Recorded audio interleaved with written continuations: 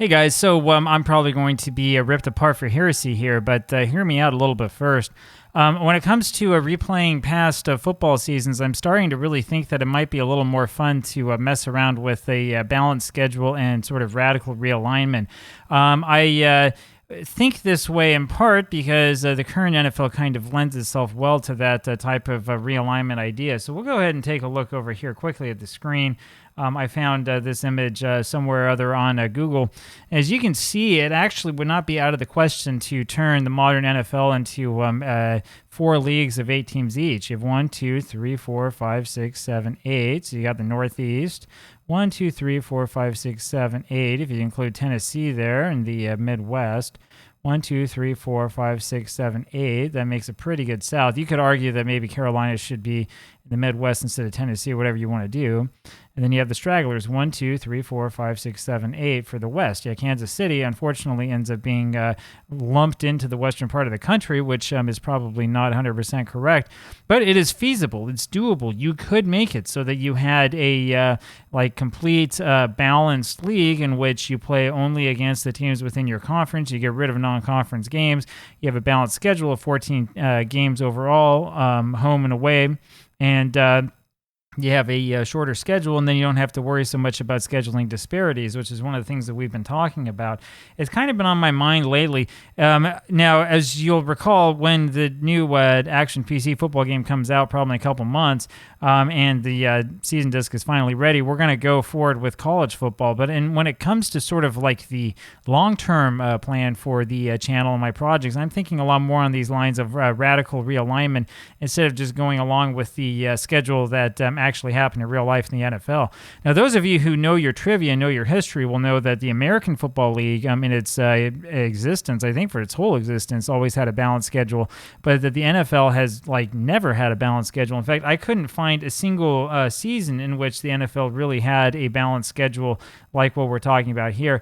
So you can go through here, you can read all sorts of stuff about the schedule here on Wikipedia, including the formulas and how they're used and stuff like that. The formulas are somewhat interesting, but the thing that always kind of puzzles me is that we purposely give teams that were bad a slightly easier schedule, and teams that were good get a slightly harder schedule for the next season. Right? I went and looked at a couple of seasons sort of at random just to see what things were like. No matter where I looked, let's see, we'll look at the 61 Giants. I always found examples of teams in the NFL playing teams outside of their conference. So the 61 Giants had 2 out-of-conference games. They played against the Packers, right? And they played against the Los Angeles Rams, right? So, I mean, I have to assume that for the 14-game season in 1961, all teams had 2 out-of-conference games, and then they had home and away with the other 6 teams in the conference, right? So, I mean, back in 61, we were playing games with teams outside the conference, and we had an imbalanced schedule. Then I looked in the 1940s. So check out the 47 Philadelphia Eagles, and you can see the same thing, right? How many teams are in the division? 1, 2, 3, 4, 5 is all. Well, they're not going to have an 8-game season. Instead, they had a 13-game season, which means that they played a lot of games against teams that were out of the conference, the Bears, the Cardinals, the Rams, and so on. Right, and we look ahead to 1935, looking at the 35 Brooklyn Dodgers, who were not a particularly good team. They also were part of a 5-team division, but they played a lot more than just 10 games. They played 12 games, and again, there were some opponents who were outside of their division, Detroit, Chicago, and so on and so forth, right? They played against Detroit twice, actually. And, this creates a problem. Now, if we're talking about, actually running the league, if we're talking about, running the NFL and, we have so many teams and, we're trying to make money and stuff like that, then none of this is really that important, right? You just do whatever you do. People watch it if they're interested. They don't watch it if they're not interested. But if we're talking instead about, trying to do a replay and trying to make things at least somewhat equitable and trying to figure out what, would be the most interesting thing to create, that's where this becomes really interesting. That's where we look at this and say, hey, yeah, maybe we should, sort of split things up a little bit and make it so that teams play against the same teams over and over again, instead of having some teams play this non-conference opponent, some teams play that non-conference opponent, and then getting it all, all screwed up in there.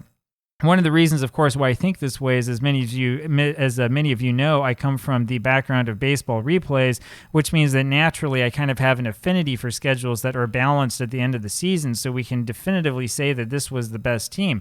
I also know a lot about European soccer, and when you look at European leagues, you also see balanced schedules that are designed to be equitable and are not necessarily designed to try to increase TV revenue as much as possible by having two big marquee clubs playing against each other. So that's kind of what I'm thinking about when it comes to future replays and projects.